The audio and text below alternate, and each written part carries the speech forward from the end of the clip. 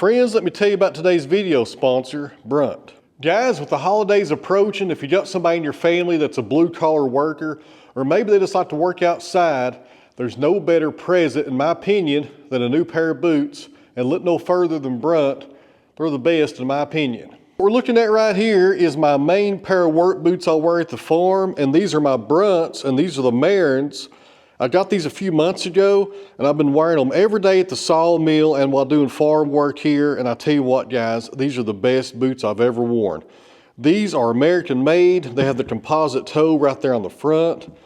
And I can't say enough good things about them, guys. They just work. And there's a reason I'm showing you guys an old dirty pair of boots instead of a nice clean pair.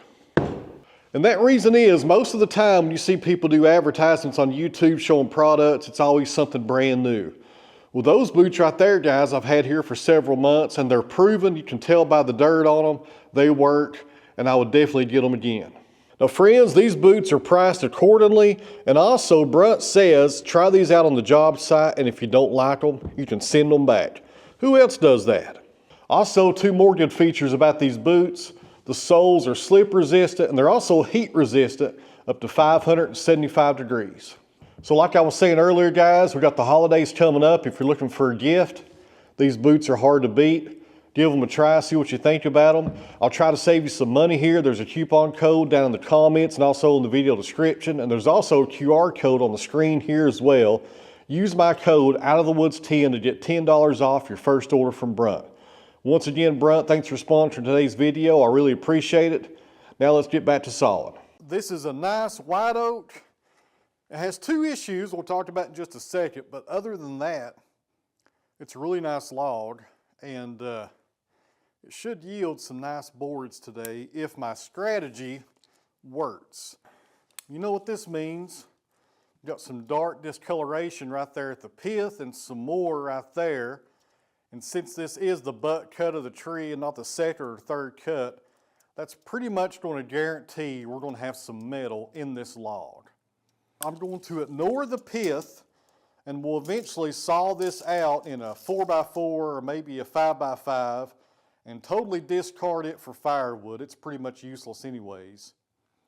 We're going to put this on the bottom. So after I square up this log, I'll rotate it actually before we saw into it on the first face. I'll rotate this up to it's about right there. So we'll make a cut right here, and right here, and get three squared up faces to saw lumber off of on each side. I can't quarter saw this because the pith is really off centered on both ends. If it wasn't for that, we would just split it out and quarter saw it. So we'll go ahead and square up those three faces, leave this right here alone, and put it on the bottom of the sawmill. And I'll be sawing down toward the pith and stopping before we get to the juvenile core on all three faces, getting the widest, best boards possible. And then we'll flip it up on this face, which the metal will be right here at that point, and we'll saw down and probably hit the metal halfway into it. That's just the way it is, and I'm not going to discard this whole piece because it's a band sawmill. I can replace the blade and resharpen it and get back to work. And if I hit a nail, it's not a big deal. On the sawmill, we've got a Joe Maine Silvertip Turbo 7. That blade has been on there for a little while. It's getting kind of dull, so if I go kind of slow on these cuts, that's the reason why. But since there's some mystery metal in this log, I kind of hate to put a brand new blade on there because sometimes you'll see a stain on the edge and you think you know where the metal is and it's actually somewhere else. And since the pith is off-center on this log, that nail could travel through the middle and come out the other side as far as the marking goes, if that makes sense to you. You can't bet on where you're seeing the discoloration. You can plan for that, but you can't bet on it because it still could be somewhere else.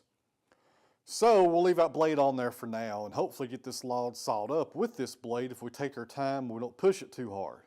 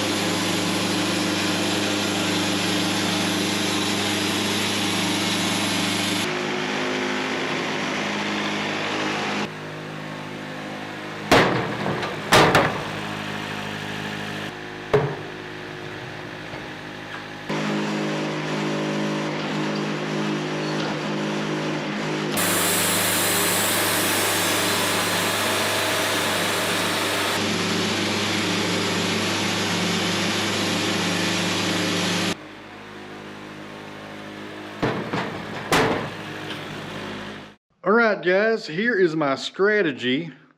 I'm going to come down from that top face about 6 inches. You see the lumber crayon right there. That represents my cut.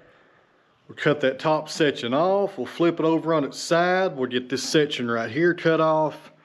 Then we'll come over here and cut this section off. And that will leave us with all of the pith and the heartwood, or the juvenile wood rather, right there in the middle.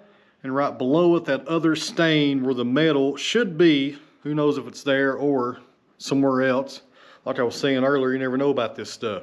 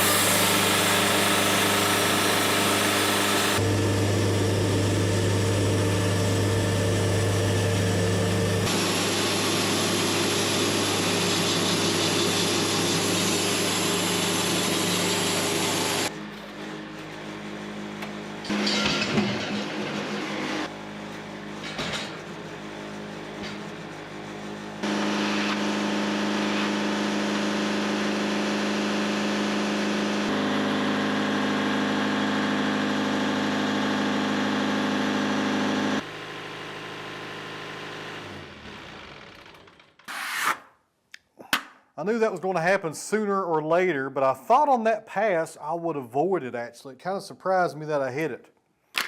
You never know. And people always ask me, why in the world don't you have a metal detector? Well, let's address that real fast. Let's say I had one of those fancy metal detectors like Mark DeLacy has. It looks like almost like a half moon. And I knew there was metal in the log.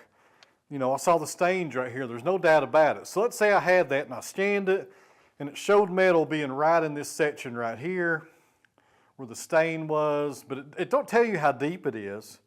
So how are you going to get that nail out of there? Are you going to bore a hole and sit here and just try to find it? No, you're not going to do that. If you have a circle sawmill like Mark has, you're going to take the log and discard it, because if your circle saw hits a nail, that could be several $1,000s. And with a bandsaw, there's no need to really do that. Okay, a blade for my mill runs about $25 to $28, not counting shipping. I have sharpening equipment here, right back there in the corner in the other side of the shop. I can resharpen that blade and reset it. So if I hit a nail, I pull the nail out, I take the blade off, I resharpen it, I reset it. Later on, I put a fresh blade on there and I'm back sawing in a few minutes.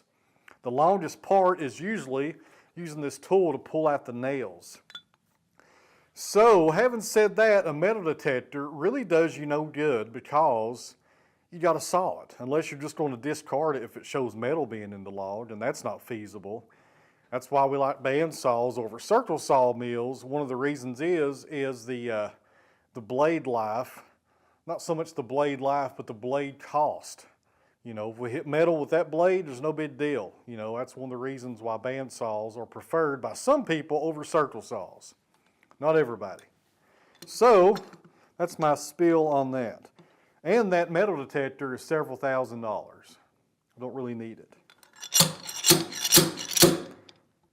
There we go, guys. That right there will shut you down for just a few minutes and you're back up and running. It's not a big deal. I'd rather not hit metal, but it's not the end of the world. And just so I can answer this in the comments before it comes up, this is made by Crescent. I got it on Amazon. I think it's about $30. There's a link down below if you want to go buy one. It works really good at pulling nails out of logs. It works probably 90% of the time. Sometimes I'll have to put vice grips on it, but most of the time this will work. Does a good job.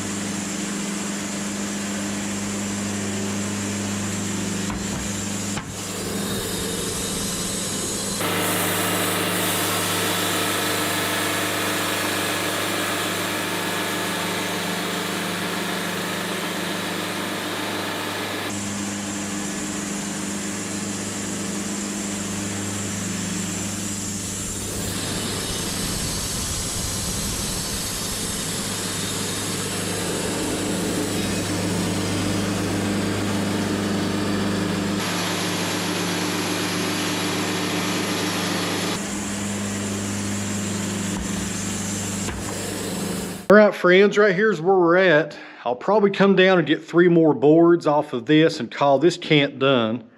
I don't want to go any lower because there's our stain, and I want to stay out of this juvenile wood as well. So we'll get 3 nice boards, then discard this one. And we still have 3 more cants to saw up out of this log.